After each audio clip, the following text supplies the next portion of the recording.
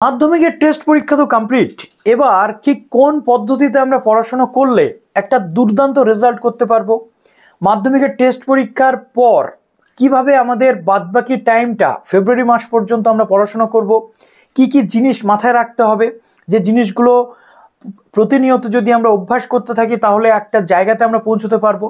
তো আজকের এই ভিডিওটা হতে চলেছে টেস্টের পর কিভাবে তোমরা নিজেদেরকে প্রস্তুতি মধ্যে দিয়ে নিয়ে যাবে, কি কি বিষয় তোমাদের খেয়াল রাখতে হবে সেই নিয়ে একটা গুরুত্বপূর্ণ ভিডিও। সুতরাং যারা মাধ্যমিক পরীক্ষার্থী বন্ধু রয়েছে, মাধ্যমিক পরীক্ষা দিতে চলেছ আগামী ফেব্রুয়ারি 2025-এ, তাদের জন্য আজকের এই ভিডিওটা অত্যন্ত গুরুত্বপূর্ণ। নতুন হয়ে থাকলে চ্যানেলটিকে সাবস্ক্রাইব করে দাও, পাশে থাকা বেল আইকনটি ক্লিক করতে ভুলো না। প্রথম যেটা রয়েছে আমি তোমাদের বলবো, মাধ্যমিকের টেস্ট পরীক্ষা হয়ে গেছে। টেস্ট পরীক্ষাতে অনেকেই হয়তো ভালো ফল করছো, অনেকে খারাপ ফল করছো। টেস্ট পরীক্ষাতে খারাপ ফল করার পরেও মাধ্যমিক পরীক্ষাটা হচ্ছে এমন একটা পরীক্ষা, এই 2 থেকে 3 মাস যে টাইম তোমরা পাবে তার মধ্যে কিন্তু তোমাদের বাউন্স ব্যাক করতে হবে, তোমরা কিন্তু ফাইট ব্যাক করতে পারবে এবং সেটা একদমই পসিবল। এর আগের বছরগুলোতেও আমরা দেখেছি যে উচ্চ মাধ্যমিক বলো বা মাধ্যমিক বলো, টেস্ট পরীক্ষার পরবর্তীতে ক্যান্ডিডেটরা এই কয়েকটা মাস এত ভালোভাবে নিজেদেরকে প্রস্তুতির মধ্যে দিয়ে নিয়ে গেছে, প্রস্তুত করেছে যে তারা একটা নির্দিষ্ট জায়গাতে দারুণ মার্কস কিন্তু তারা পেয়েছে। আমি তোমাদের বলছি না যে মাধ্যমিকের টেস্ট পরীক্ষাতে খারাপ হয়েছে বলে মাধ্যমিকের ফাইনালেও খারাপ হবে। টেস্ট পরীক্ষার আগে এরকম অনেক সমস্যা ছিল লাইফে, হয়তো তুমি পড়তে চেয়েছো তুমি পড়তে পারোনি, হয়তো তুমি পড়াশোনা করেছো কিন্তু সেইভাবে প্র্যাকটিস তুমি করতে পারোনি। কিন্তু এখন সময় এসেছে যে পড়ার সাথে সাথে তোমাদের প্র্যাকটিসটা করা। নাম্বার 1 যেটা তোমাদের বলবো সেটা হচ্ছে টাইম ম্যানেজমেন্ট। নিজেদেরকে তোমরা একটা নির্দিষ্ট রুলসের মধ্যে বেঁধে ফেলতে হবে। এই কয়েক মাস তোমরা না কোনো জীবনে তোমাদের বিয়ে বাড়ি থাকবে, না কোনো অনুষ্ঠান থাকবে, না কোনো মেলা থাকবে, না কোনো খেলা থাকবে, না কোনো রকমের কোনো এন্টারটেনমেন্ট বা বিনোদন থাকবে। যেটা থাকবে সেটা হচ্ছে পড়াশোনা, এবং পড়াশোনার ফাঁকে মাঝে মাঝে একটু গান শোনা, বা মাঝে মাঝে তোমার মাইন্ড যাতে রিফ্রেশ হয়, তুমি যাতে পড়ার পর সেই জিনিসটাকে বোধগম্য করতে পারো এবং নিজে যাতে একটু রিল্যাক্স ফিল করো, সেটা মিউজিক হতে পারে। যদি তুমি গান গাইতে পারো তো তুমি একটু গান গেয়ে নিও 2 লাইন, তুমি একটু গিটার বাজিয়ে নিও, কিন্তু বাইরের জগতের সাথে কিন্তু তোমার সম্পূর্ণ সম্পর্ক ছেদ করতে হবে এই কয়েক মাস। যদি সেটা পারো তবেই তুমি গেইন করতে পারবে, না হলে কিন্তু তোমার পক্ষে এগোনো সম্ভব নয়। তো টাইম ম্যানেজমেন্ট করতে গেলে বাইরে যাওয়া একেবারেই ক্লোজ করে দিতে হবে। আত্মীয় স্বজন বন্ধু বান্ধব এই কটা দিন, এই কয়েক মাস জীবনে কেউ নেই তোমার। তুমি ভাববে যে তুমি একা, যে পড়ার ঘরটা তুমি সাজিয়েছো পড়ছো সেই জায়গাটাতেই কিন্তু তোমাকে নিজেকে স্ট্রিক্ট করে রাখতে হবে। একটা গান আছে না, এই একলা ঘর আমার দেশ, এই একলা থাকা আমার অভ্যাস, তো অভ্যেস। তো এই গানের যে লাইনগুলো কিন্তু এবার জীবনে সঠিক সময় এসেছে তোমাকে ইমপ্লিমেন্ট করার। এবার আসছে যে একটা টাইম ম্যানেজমেন্টের সাথে সাথে একটা রুটিন তোমাকে মেনটেন করতে হবে। অর্থাৎ কোন সাবজেক্টটা কোন টাইমে তুমি পড়ছো সেটা একটা তোমাকে রুটিন বানিয়ে ফেলতে হবে। সপ্তাহের যে কটা দিন তুমি পড়ো, যে কটা দিন তুমি কাজে লাগাও, সেটা কখন। যদি তোমার মনে হয় তুমি রাত জেগে পড়তে অভ্যস্ত, অবশ্যই তুমি রাত জেগে পড়ো, কিন্তু তার সাথে বলবো যে রাত জেগে পড়ার সাথে সাথে পর্যাপ্ত ঘুম, সঠিক টাইমে খাওয়া দাওয়া, এবং একটু মাঝে মাঝে বাইরে বেরোনো বলতে রাস্তাঘাটের দিকে নয়, নিজের বাড়ির উঠোন বা ছাদে তুমি পায়চারি করতে পারো, কি তুমি পড়েছো স্মরণ করতে করতে তুমি পায়চারি করতে পারো, এবং মাঝে মাঝে একটু আধটু সিনেমাও কিন্তু তুমি দেখতে পারো, কিন্তু সেটা বেশিক্ষণের জন্য নয়।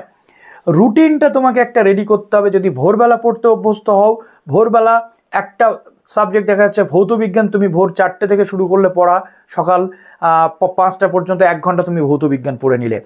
5টা থেকে 6টা পর্যন্ত তোমার ফ্রেশ হওয়ার টাইম, 6টা থেকে 6:30 থেকে ব্রেকফাস্ট করে আবার তুমি বসে গেলে লাইফ সায়েন্স বা ম্যাথ করলে। যেহেতু সকালের টাইমটাতে একটু কোলাহল কম থাকে, ভোরবেলার টাইমটাতে একটু কোলাহল কম থাকে, তুমি তখন ভৌত বিজ্ঞান বা ম্যাথ এই সাবজেক্টগুলো কিন্তু পড়তে পারছো। দিন যত বাড়ছে, যত সূর্যোদয় হচ্ছে, আস্তে আস্তে ধীরে ধীরে তুমি বাংলা, ইতিহাস, ভূগোল এই প্রত্যেকটা সাবজেক্ট তুমি তোমার মতো করে একটা রুটিন সেট করে নাও। সেই রুটিন অনুযায়ী তুমি নিজেকে চালিত করো। বিকেলের দিকে বা দুপুরে খাওয়ার পর একটু রেস্ট করো, রেস্ট করার পর আবার তুমি পড়ো। সন্ধে পর্যন্ত, সন্ধ্যের পর 1 থেকে 1.5 ঘন্টা রেস্ট নাও, তারপরে সন্ধ্যের টিফিন করে আবার তুমি পড়ো। যদি ভোরবেলা তুমি পড়তে থাকো তাহলে রাত 11টা থেকে 12টা পর্যন্ত ম্যাক্সিমাম পড়ো, তারপরে বাদবাকি টাইমটা তুমি ঘুমের জন্য দাও। অন্তত মিনিমাম 14 থেকে 15 ঘন্টা কিন্তু তোমাকে পড়তেই হবে যদি ভালো রেজাল্ট তুমি করতে চাও। ওকে, তো সেই টাইমটা তুমি বের করো। এটা গেল রুটিন মেনটেনেন্স। এবার আসি পড়ার সাথে সাথে লেখা। পড়ার সাথে সাথে লেখাটা কিন্তু খুব ইম্পর্ট্যান্ট একটা রোল প্লে করে। আমরা জানি আমরা যদি 20টা জিনিস পড়ি তার মধ্যে 5 থেকে 10টা আমাদের মনে থাকে 3 থেকে 4 দিন পর, কিন্তু তুমি দেখবে আমি তোমাকে গ্যারান্টি দিতে পারি তুমি যদি 20টা জিনিস পড়লে, সেই 20টা জিনিস মাথার মধ্যে রাখলে এবং সেটাকে লিখলে, ঠিক যেমন পরীক্ষাতে তুমি লেখো, লেখার পর দেখবে সেই পড়াটা মনের মধ্যে গেঁথে গেছে, পুরোপুরি একদম গেঁথে গেছে। আর মুখস্থ বিদ্যাতে যদি তুমি পারদর্শী হও এটা তোমার জন্য আরও বেশি হেল্পফুল। আর যদি তুমি বুঝে পড়ো তাহলে তো ভোলার কোনো চান্স নেই। মেন কনসেপ্ট ক্লিয়ার থাকলে তুমি নিজেই কিন্তু লিখতে পারবে, কিন্তু সব ক্ষেত্রে তো সেটা সম্ভব নয়।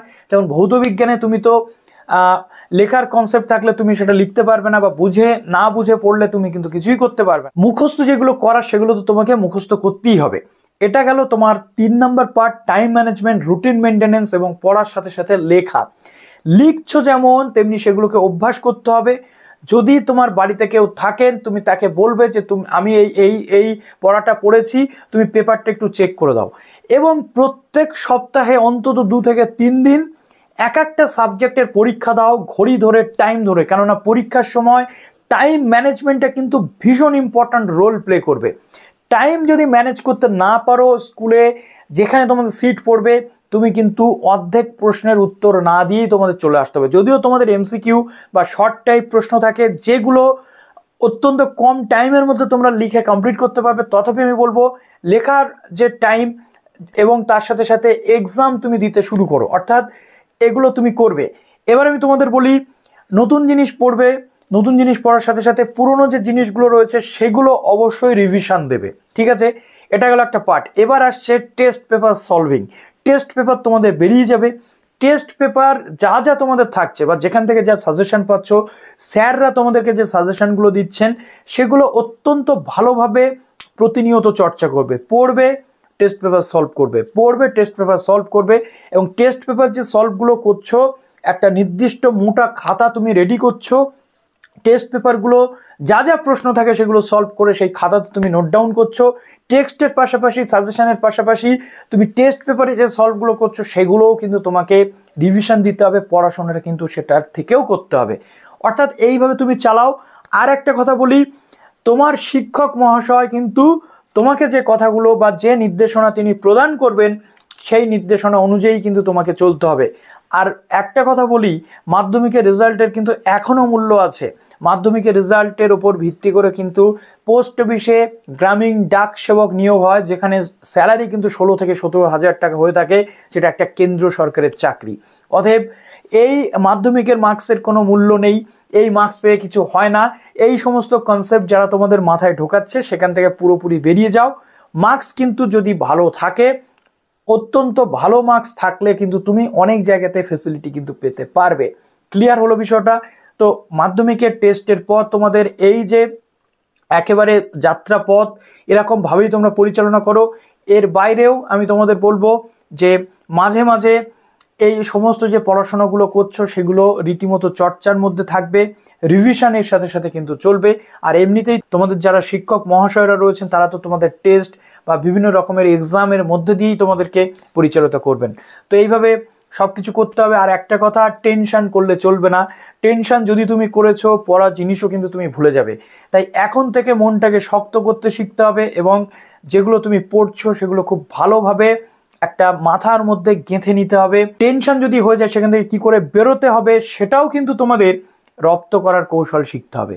তো ভিডিওটা যদি ভালো লাগে অবশ্যই কমেন্ট করো, লাইক করতে একেবারেই ভুলো না। ভালো থেকো সবাই, বেস্ট অফ লাক।